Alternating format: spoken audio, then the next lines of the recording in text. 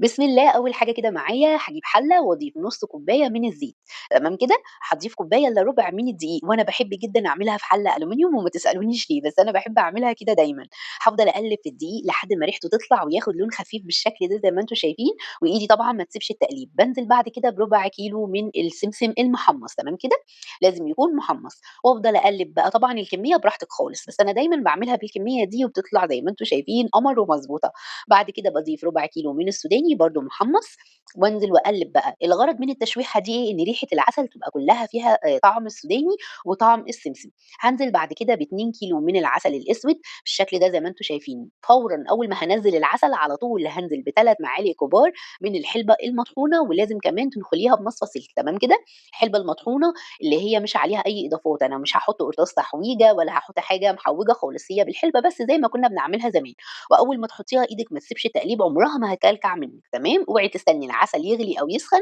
وتروحي حاطاها لأ أبدًا، أول ما تحطي العسل وهو بارد تنزلي عليه بالحلبة، أول ما تغلي معايا بالشكل ده باهدّي عليها النار وباسيبها ربع ساعة بالضبط، ولازم تكون على نار هادية تمام، هنعمل لها بقى اختبار ناخد حبة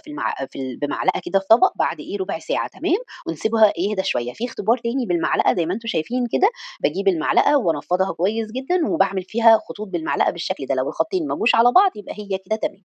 بُصّوا عقدت معايا ومِيَّة، مِيَّة، لا باحُط ملح ليمون ولا باحُط ليمون ولا أي حاجة، وتفضل معايا زي الفل. ضيفيها في العلب بتاعتِك والبرطمانات وحُطّيها في التلاجة، اللي أنتِ بتستخدميه بس اللي خلّيه برّه على الرخامة عندِك، أول ما العلبة بتاعتِك دي تخلص طلّعي غيرها من التلاجة وهكذا، لا ملح ليمون ولا قرطاس تحويجة ولا أي حاجة. طَب في واحدة عايزة تعملها بالمُغات هتلغي الدقيق خالص وتضيفي نُص كوباية زيت وتضيفي عليها نُص كوباية من المُغات، تمام كده؟